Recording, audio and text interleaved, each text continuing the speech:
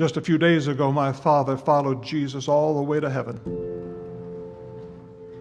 Most of his life was spent traveling the world, but the last week he embarked on the journey he had been looking forward to all of his life, the journey from earth to heaven. There was a little boy here in Charlotte milking cows every morning and every afternoon, and he had no idea that there was a little girl praying for him in China. She was about 13 when she wrote this little poem. And oh God, let his face have character and a ruggedness of soul, and let his whole life show, dear God, a singleness of gold.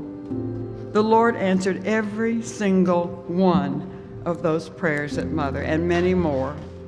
I have learned this week, as never before, that everybody has a Billy Graham story. But I have my own Billy Graham story. Being stubborn, willful, and sinful.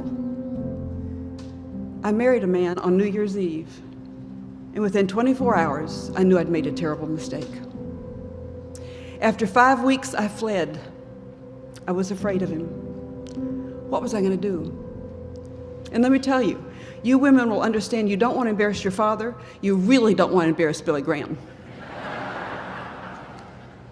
I rounded the last bend in my father's driveway, and my father was standing there waiting for me.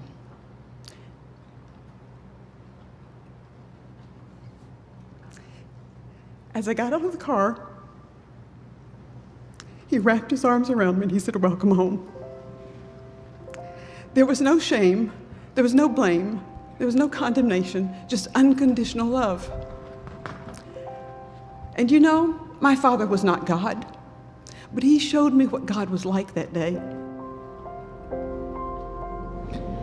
I know what he would want me to say today is heaven is coming again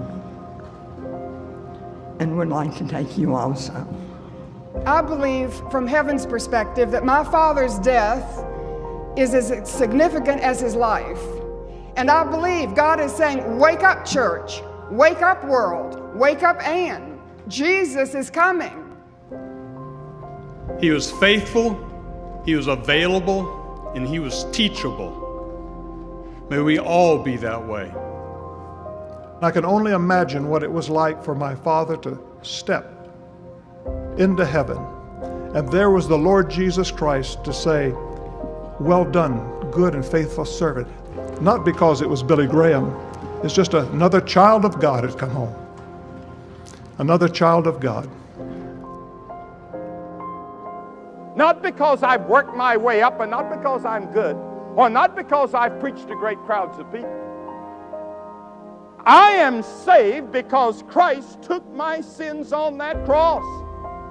You see, I'm prepared to die. In fact, I'm looking forward to it.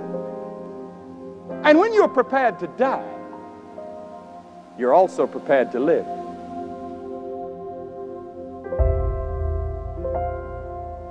And when I come to the gate of heaven, and if they have a password,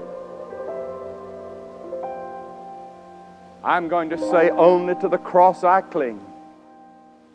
I have no other hope of heaven except by his cross.